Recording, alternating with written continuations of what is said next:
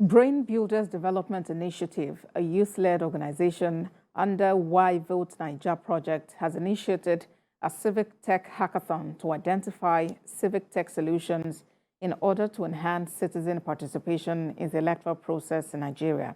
They are encouraging young social innovators to develop interest in technological solutions around electronic voting using cloud computing and blockchain technology. Correspondent Habib Alawal reports.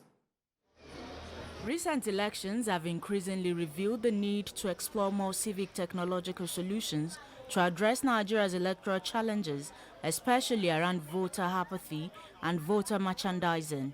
While not all technological solutions can fit into every context, there is always an opportunity to explore solutions that could be further developed and deployed during the national, state, and even local government area elections. This Civic Tech Hackathon by the Brain Builders Youth Development Initiative is encouraging youth to come up with technological solutions.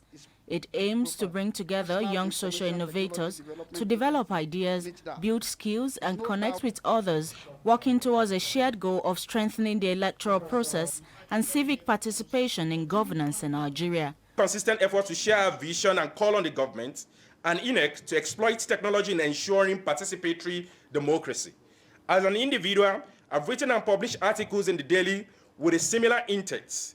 YVote Naija has published a comprehensive voters manual to provide an introductory course for electorates. Technology is helping us to constantly evolve and achieve more to make the world a better place for all across the social, economic, and political realms. The introduction of technology into the electoral process is generating both interest and concern among voters, as well as practitioners across the globe. The era of new media is characterized by the deployment of modern technology to promote peaceful and inclusive societies for sustainable development, provide access to justice for all, as well as build effective, accountable, and inclusive institutions at all levels.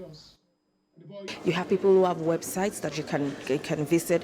You have people who have like media/information hubs, right? So they have cut across different accessible means. For some of them, you don't even need internet. With just a USSD code, you can access the information. They've made it very, very user-friendly across the board. Expanding technological opportunities for election will include joint efforts by the Independent National Electoral Commission, Nigerian security agencies, and various categories of voters like women, youth, and people with disability. Increasingly, technological innovation and creativity are not just providing a new window for economic growth and job creation, but the solution to critical institutions of democracy. Habib Alawal, TVC News, Abuja. ONDO State Governor Rotimi Akeredolu has expressed readiness to engage youth in productive ventures and provide them with enabling environments to thrive. Governor Akeredolu spoke at a two-day capacity training for members of the Youth Parliament in the state. Ayodeji Moradio reports.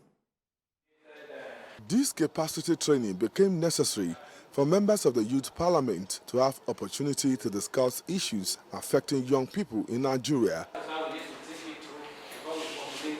The youth who came from the 18 local government areas of ONDO State also deliberated on issues of national interest. Declaring the training open, the state's governor, Rotimi Akeredolu, said effort must be geared towards discouraging young people from venturing into wasteful ventures. Represented by the State Commissioner for Youth and Sports, Dele Ologun, the governor said government will continue to invest in the youthful population to ensure that they give their best to the country. He is optimistic that Nigeria will be a better place if youth are supported to aspire to leadership positions. Shout to them is to continue to be good ambassadors and to always support the government of my governor, Rotimi Akeredolu. He has done well for the youth. He has been very supportive and he's still supporting now. And all he just need them to very good deliberations.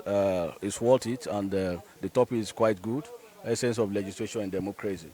So I'm in full support of it. Speaker of the Youth Parliament said the training will broaden their capacity to take charge politically. His position was corroborated by organizers of the event. Is we can righteous do. Most of the legislators we have in the State Assembly, National Assembly, have little or no training before they find themselves there. So it's thoughtful of the government of Ondo State by leading, by making sure that we, the mock session, because we are the mock session of the State Assembly, learning the rudiment of legislature at this stage. So if we find ourselves there in the next future, we will also do what we have criticized in the parliamentarians in Ondo State. There is an arm in the Ministry of Youth that is supervising the Ondo State Youth Parliament. So the 26 parliamentarians are here to broaden their horizon, to learn personal transformation and the essence of legislature in a democracy.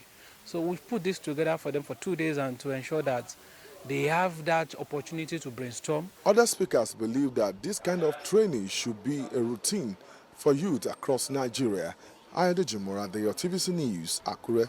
Youth of the All Progressives Congress, under the backing of Northern Young Professionals for Tinubu, say they are confident the APC presidential candidate has the capacity to transform Nigeria if elected the next president.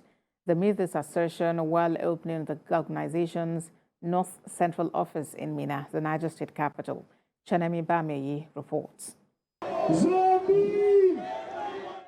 Preparations towards the 2023 elections has seen the emergence of various groups drumming support for the candidates of the choice based on the perception of their competence in running the affairs of the country.